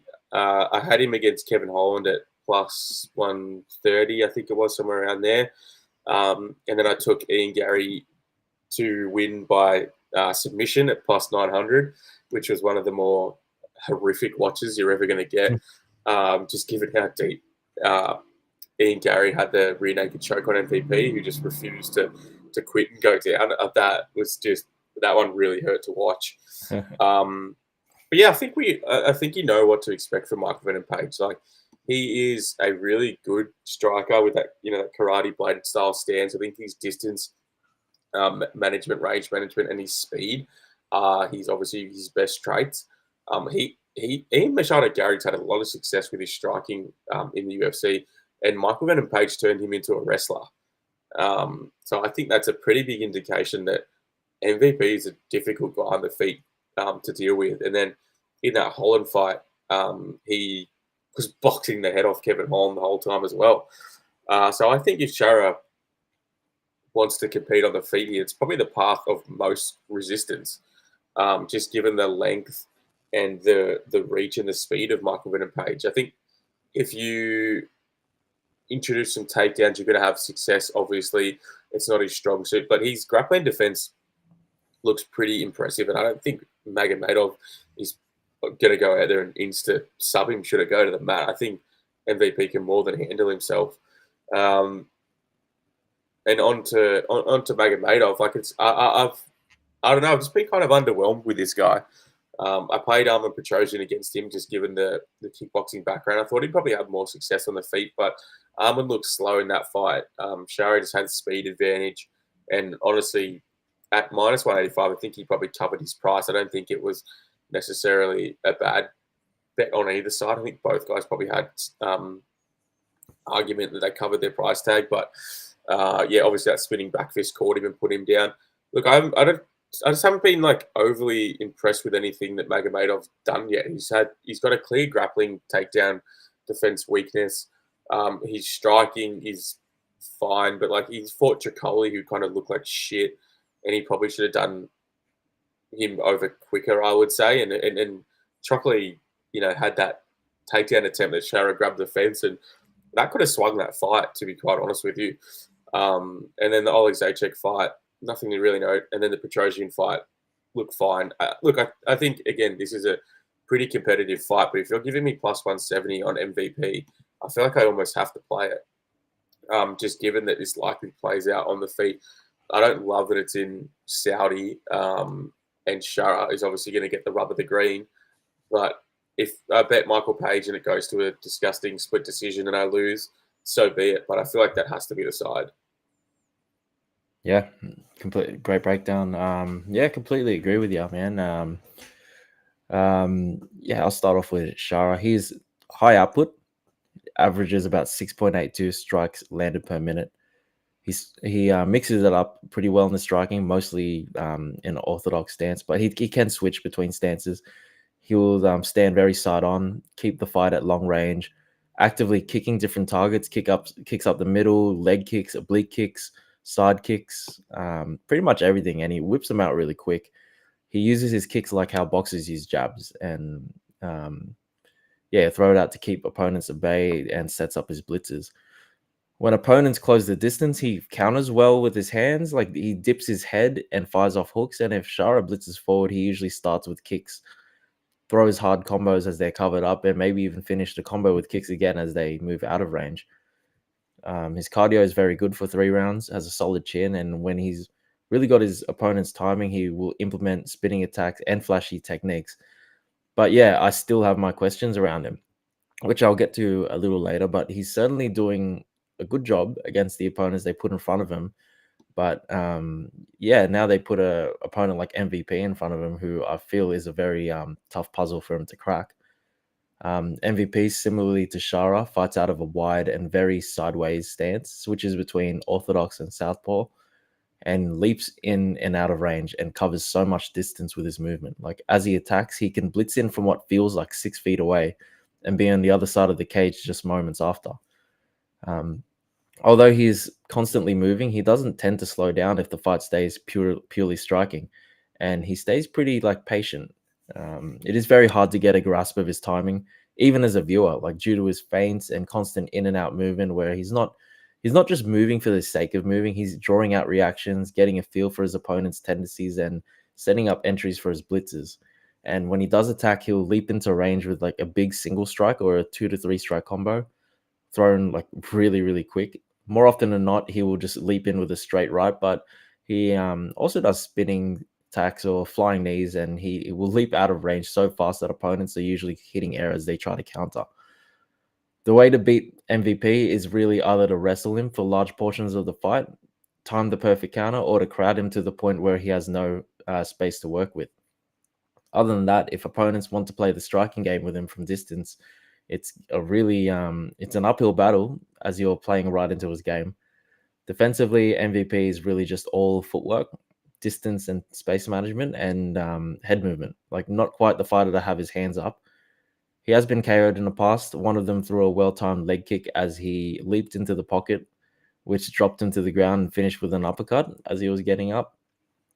And yeah, in this fight, it's important to note that MVP is moving to middleweight, so he will be at a height, size, and weight disadvantage. That's something I would be a lot more worried about if Shara wrestled, but I believe the fight will be kept a kickboxing match, and in that case, the speed of MVP and his movements will pretty much nullify those advantages. Mostly the power of Shara will be the thing to worry about.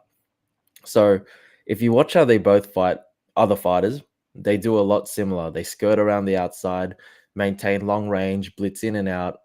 But against each other, there's significant differences in their approach that I feel will make this play out better for one than the other. MVP is significantly faster, has the ability to cover way more space, while Shara throws way more volume. But I question how successful his active kicking game will be here. MVP will be doing his usual thing, leap in and out, pick his shots, and I believe Shara will be a little too slow to time a counter as MVP leaps in. That's not to say he can't, but what if you watch these guys side by side, and the difference in their speed is just so noticeable. On the other side of that, I think Shara will be too predictable coming forward. MVP does bite at every attack, but his way of defensively biting at attacks is to just leap back 10 feet. So when Shara does actually come forward and MVP leans back from the initial first kick of the blitz, Shara will be just kicking and punching air. I really think Shara's path to victory will be smart but constant forward pressure, being a little more selective with his kicks rather than throwing out as much volume. Needs to cut off the octagon, and as MVP leaps in, he's got to duck under or raise his guard and meet those collisions with powerful combinations in the pocket, looking to catch MVP as he's upright and out of position, not giving him a chance to get out of range, which is doable. But I just feel like it would be a situation where Shara will have to play catch up, and the cumulative damage and effects of the forward pressure would make MVP more stationary in the third. With Shara as well, in the fights with Tricoli and Petrosian, Shara showed defensive tendencies that are concerning. He has his hands down a lot. Looks like he can be caught frozen and upright as opponents come in, and this is something he can't afford to do against MVP. Yeah, I saw Tricoli land a pretty clean 1-2 down the middle, and that's Antonio Tricoli. So ultimately, I think MVP is free to work around his usual game plan, and it's Shara who needs to answer these questions. I'm just not sure if he ticks the boxes. He might, but I just don't know. Like MVP at plus 170 to win this fight, which I think is great value. MVP's last loss was to Ian Gary, a very polished striker who was forced to resort to grappling and wrestling and staying on top to get the win over MVP. So Shara, for as much as we know, he doesn't really have grappling or intent to grapple. And I just don't think he will be able to solve this puzzle. If Shara can't work MVP out, if he can't work the distance game with MVP, I just don't think there is a plan B in his arsenal. So I've already played MVP for 1.75 units. And yeah, depending on how the price fluctuates, might even put a little more. But yeah. Yeah, I just want to touch on a few things too. So you mentioned him going up to middleweight. He's the bigger guy, man. He's taller. He's got way more reach. He's got 79 inches of reach compared to 73 of Shara. So I don't think the necessarily the size is going to be a concern. I think potentially if Shara looks to wrestle, maybe the pure strength, maybe. I think Shara from memory did take down Bruno Silva a couple of times. Yeah, three times. No, it's the other way around. Sorry. So I think the only way he's gonna have to worry about that is if it's in the wrestling, and I don't necessarily think Shara's going to be looking for that. So I don't even hate it at middleweight. And also the only thing that would get me to the Shara side is the volume advantage that he has. But MVP only gets hit it's something ridiculous. I'll have a quick look. It's 1.45 strikes absorbed per minute. He's way better with his distance and range than anyone that Shara's ever fought before. So, yeah, I think plus 170. Look, the concern is volume and Saudi Arabia. Other than that, plus 170 on MVP is a pretty easy click here for me. Yeah, I really like it. Let's do a couple of comments. So someone said MVP or Shara. I think at the number, yeah, it has to be MVP. Yeah, I'm heavy on MVP. I've been wrong on Shara before, but I'll fade this guy with anyone at plus money till it comes off. Yeah, but he's beating guys who are stationary. Yeah, it's one of the trickier matchups he's going to have. And then someone else said Shara is going to have to. Shara's going to have to chase the whole fight. Yeah, exactly. Pretty much. And he's also said volume won't help if he can't reach MVP. Exactly. He can't land 6.82 strikes per minute if he can't touch him. So, yeah, I completely agree with that. All right, main event time. I just can't believe we're seeing Adesanya fight in Saudi Arabia. Yep. Feels bizarre matchmaking, and I don't know why he's got the belt on in that photo. Anyway, so yeah, middleweight main event. We've got Israel Adesanya 24-4 taking on Nassourdine Imavov 15-4. Let me just get you some prices and you can kick us off here, man. Adesanya's slight favorite, minus 155. He opened minus 200.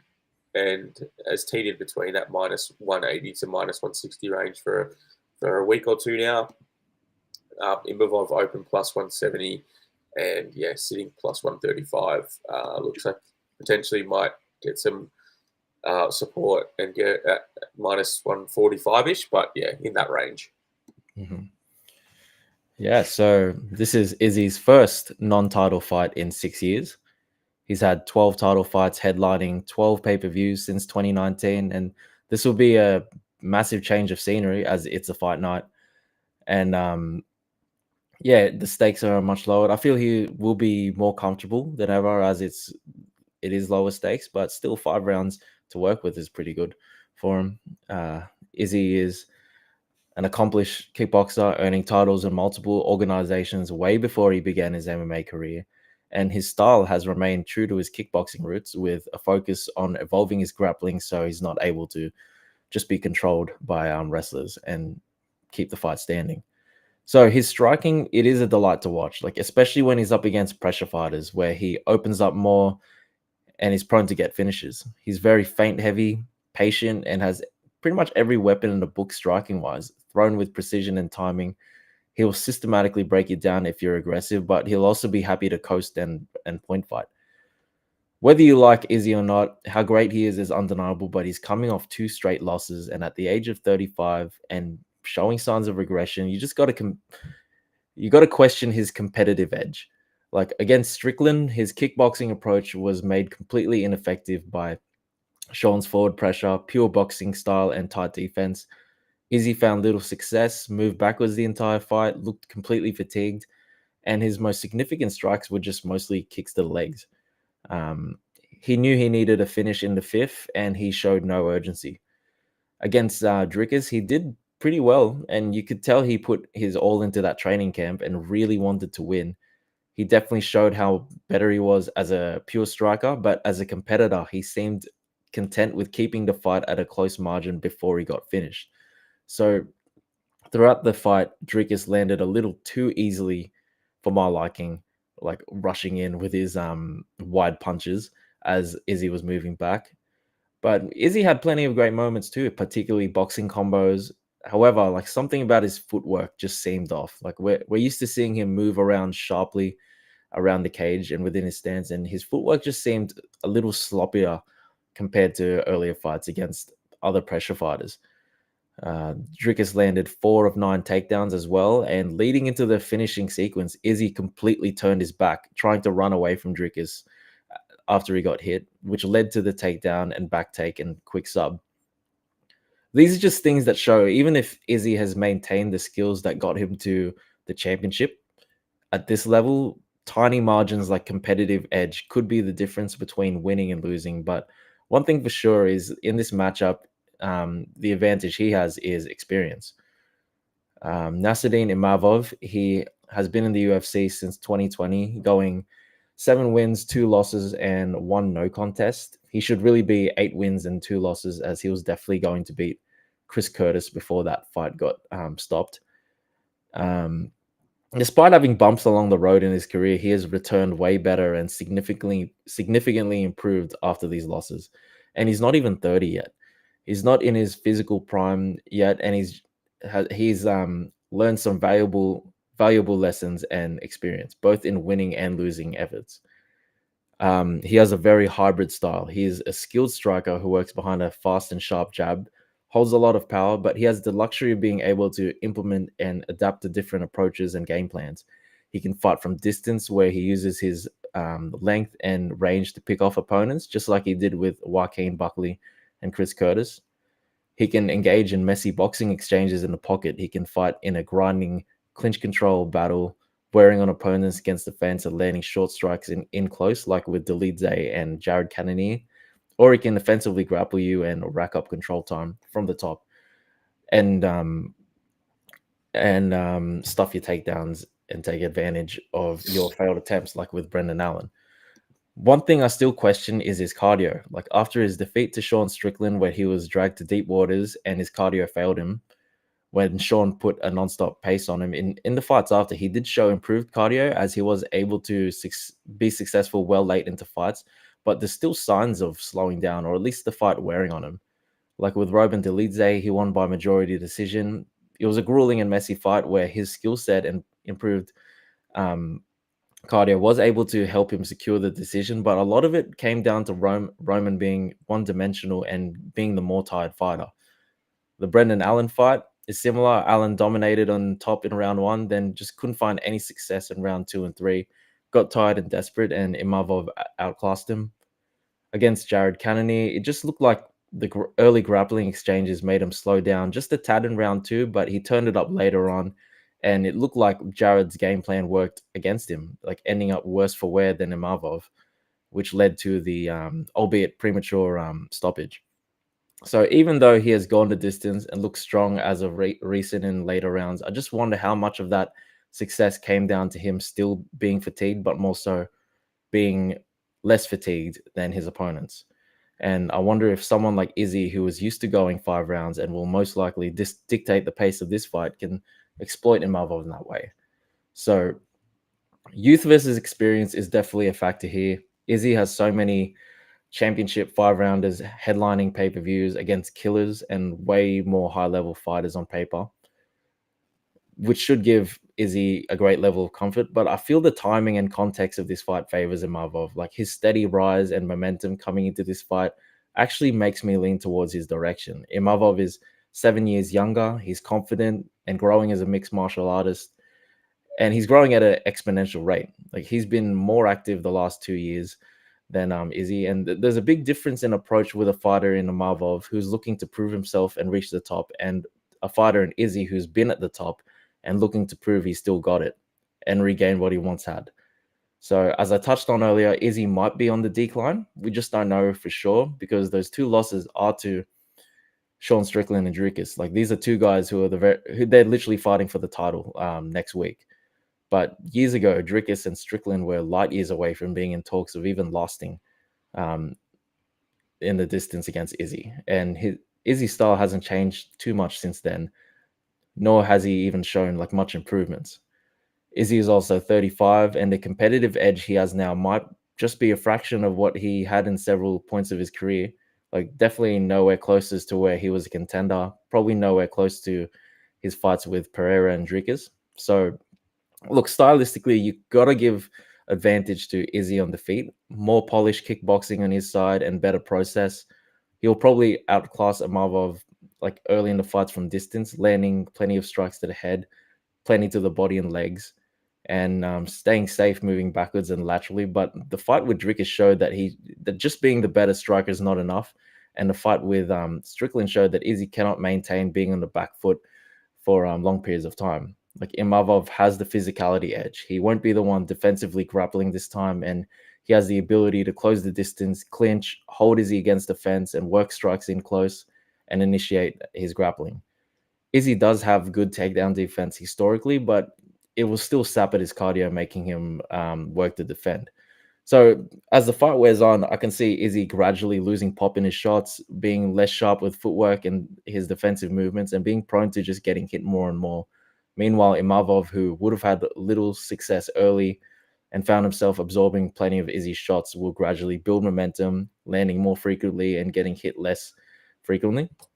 So yeah, I see Izzy taking maybe round 1, and towards the end of round 2 or beginning of round 3, momentum beginning to shift.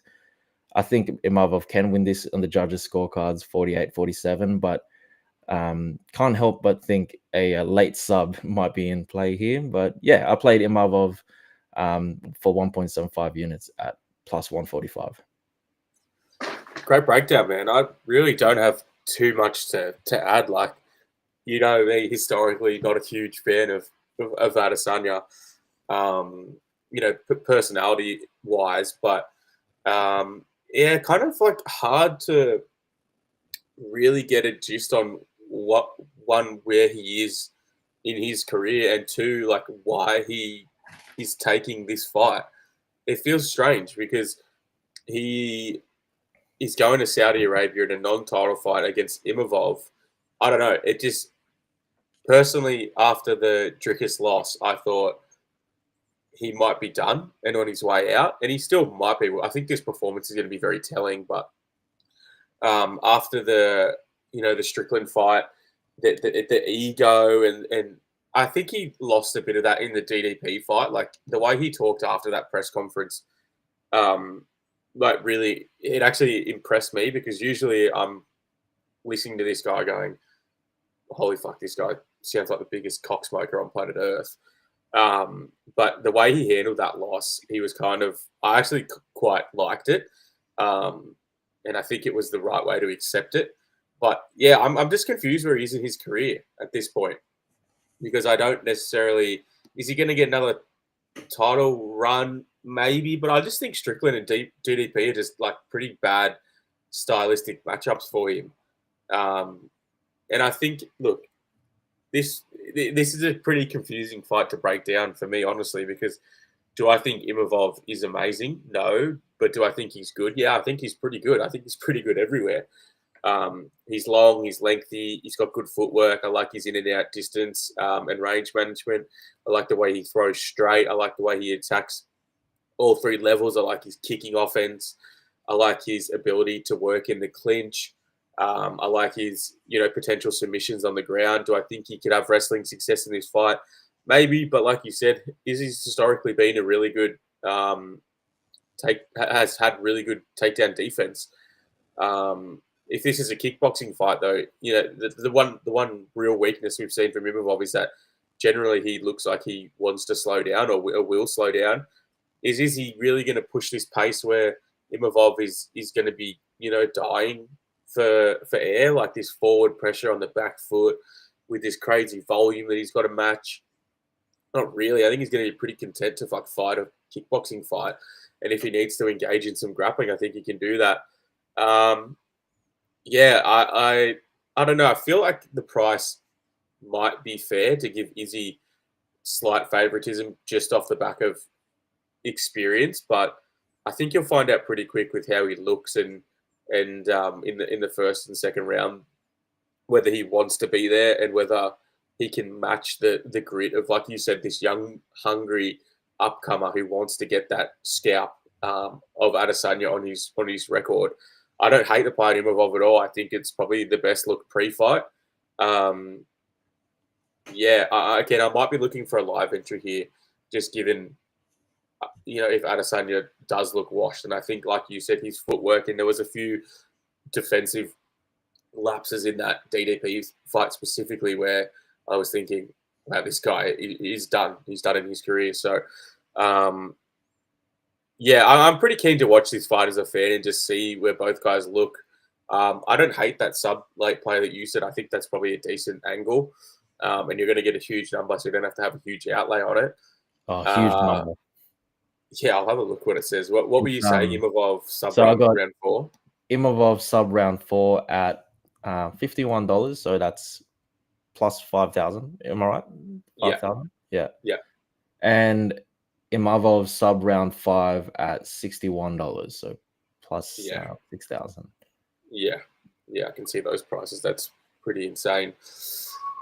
Yeah, I don't have a strong read in this fight before the pre-fight. I think the odds feel pretty justified. I think if they get any wider, then Imavov probably. Did you say you got 170? I got him at plus 145, but that was early in the week. I think he's gone wider. No, he's come in. He's plus 130. Yeah, plus 135. Okay, he opened so it plus 170. Yeah, I don't necessarily hate that at all. I think if it gets any wider, I probably will have a look at Imavov. But for now, I think the price feels pretty fair, and I'm not rushing to the window currently. But yeah, I'm very interested to see this fight. I think that both guys play out really well for each other to have success. So I think it's going to be a case of who wants it more, and we'll see how bad Izzy wants it. He might be washed. Yeah. I'll just mention a few of these comments. Is he washed? Question mark. Might be. Maybe we'll find out pretty quick. I think. Contender is he mythical fighter? Yeah, it'd be good to see him not fighting for a belt or at the top of the division. We'll see. And then the last one, Izzy's title run is super overrated. Dude's good at range, but not dangerous. Bad fights. Middleweight stunk outside Bobby. Yeah, it's a good point. Middleweight is probably what would you say, like second worst male division, maybe third. Yeah, especially around that time, Yeah, like yeah, during his title run. historically a weak division. Yeah, Yeah, I'm really keen for this fight. I think it'd be good. Hopefully, it's not on too early. But anyway, Yeah. let's go through the whole cards, top to bottom. Give your lean and a bet if you have it, or what you're thinking. Yep. So first fight, Hamdi Delwahab versus Jamal Pogues. Going with my boy Hamdi. Yeah, your boy Hamdi. Yeah, I think Hamdi fills aside with the wrestling. No bet yet. Bogdan Grad, Lucas Alexander. Lucas Alexander for me. Yeah, if I ever put money on Bogdan Grad, it would have to be at like plus 750. Yeah. Jasmine Jasdavicius versus MBS. Pretty low confident Jasmine Jasavicius. Yeah, I'm having a look at Fight Doesn't Go and maybe an MBS by sub just on pure price angle. T-Rex McKinney versus Tamir Hadzovic. T-Rex. Yeah, I think Terrence wins, but if you bet him at 500, he should be euthanized. Shamil the Goat Ghazi versus Thomas Jefferson. I'm gonna go with the blob. Jamil Ghazi. Yeah, it's Shamil Ghazi wins too. Do you remember when Felder called him Thomas Jefferson? Yeah, I remember that. Mohammed Naimov, not to be confused with the other Tajik bloke. Gafarov taking on Khan Offley. Naimov. Yeah, I think Naimov wins, and I'll probably use him as a parlay piece. Faris Ziem versus Mike Davis. Mike Davis for me. Yeah, no bet for me. But I think no bet. I think that line feels accurate. Probably, yeah, I'd slightly favour Mike Davis. Said Nurmagomedov versus Vinicius Lockdog Oliveira. Lockdog. Yeah, I think Lockdog at plus 170 is like one of the easier clicks on the card. Sergey Pavlovich versus Jairzinho Rosenstruik. Yep, I got my boy Jairzinho, and I just checked. I didn't play him for 2.5 units. I played him for 1.75. Okay, that's good. Just 2.5 is crazy. I know. Yeah, I don't have a real read in this fight. I think Sergey probably deserved favourite, but I wouldn't play him at minus 330. Co-main event, we've got Shara Magomedov versus Michael Page. Michael Page. Yeah, again, MVP. Pretty easy click for me there. Yeah. Also, before we move from that fight, what do you think about this price? MVP by KO rounds 2 and 3 at plus 1100. Do you think that's a decent play? I don't know. I don't think MVP's really. I think I'd lean in more by decision, if anything. But to be honest with you, I'm kind of just happy to get plus whatever it is, plus money on him. Hey? I'm pretty happy with plus 170 and try to avoid as much bullshit as possible. Yeah, fair enough. Personally, yeah. And then the main event, we've got Israel Adesanya taking on Nassourdine Imavov. Yep, I got Nassourdine Imavov in this fight. And I played him 1.75 units at plus 145. And then I had like little sprinkles on sub round 4 and sub round 5 for Imavov. Nice. Yeah, I haven't had a bet on this fight yet. I'm not sure I'll get to the window. Yeah, I think this is going to be a pretty competitive fight. I think Adesanya deserve like slight favourite. But if Imavov gets to like plus 170, then I'd probably be interested. But yeah, just keen to watch that one. If you guys have got any comments or anything you want us to read, just chuck them in before we do a quick wrap up here. Sorry if it's been a bit low energy from me. I'm as sick as a dog, as you can probably hear in my voice. I just wanted to get out here and get it done. So yeah, your voice got better as the stream went. Yeah, but the rest of me hasn't. But yeah, I'm pretty keen for this card, man. I just wish it was at a better time, but that's Saudi, I guess. Yeah. I was watching a video earlier. What do you reckon has been some of the most bizarre commentator like calls like throughout the years? Ever? Yeah. As in like things they've said or things they've said. Oh, the custody battle has to be up there for sure. crazy. The John Anik custody battle. I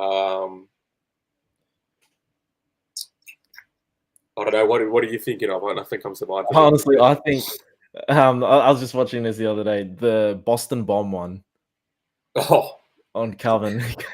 Anik's fucking had some good ones, hasn't he? Yeah.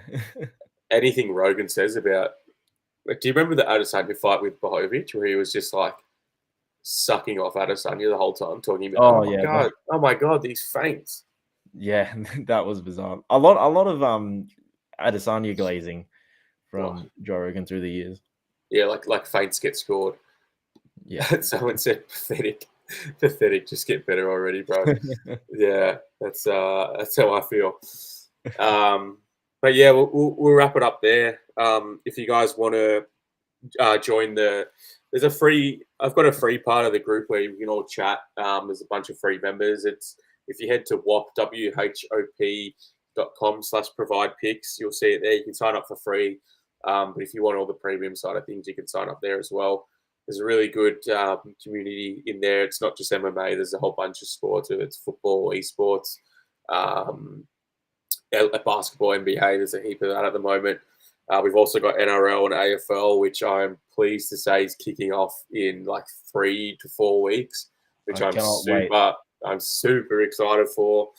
I've got an ebook launching in the next week, which I'll post about on my socials. But yeah, if you want to see more, you can head there. You can head to my Instagram. My Twitter at Provide Picks. If you want to see all Ryan's bets, which he puts out for free with all his breakdowns and thirsts over hot actresses and stuff like that. You can head to his Twitter at Desperate Times with a Z1, and make sure you follow him there. But other than that, you got anything you want to wrap up with? No. Yep. Very excited for this NRL season, which is covered by my man Provide Picks over there. Yeah, already dropped a big 5-unit futures bet. Yes, we did. I'm very excited about. First pre-season bet. It's come out and it feels good, man. It feels fucking good to be back. Yes, sir. Other than that, like very excited for this card that's coming up, and yeah. It's sports outside MMA, gross. Yeah, but any sport that we can make money on, we're into. So it makes money. We like it. Yeah, got to broaden the horizons to some rugby league and some AFL and some other stuff every now and then. But yeah, we'll wrap it up there. Thanks, guys, for tuning in as always. We'll be back next week, probably earlier in the week, and maybe the Tuesday or the Wednesday, depending. Yeah, Tuesday, probably. For a pay-per-view, which is kind of like a weak pay-per-view, getting a lot of disses online, probably fairly so. But yeah. Pay-per-view is a pay-per-view, so still keen. Yeah, I've already started looking at the fights, and it's so weak. Yeah, head to toe, pretty weak. Yeah, I'm not particularly keen to get into that one, but I'm going to kick that off today anyway. And yeah, we'll get into it. But yeah, thanks again, guys, for tuning in. It's only episode 8 of the podcast, which feels weird. It feels like it's been a bit longer. Yeah. But yeah, we'll see you guys in the next episode anyway. So thanks. Good luck with your bets. Hope you all make some money. Follow our Twitters, and yeah, we'll see you next week. See you guys. UFC 312.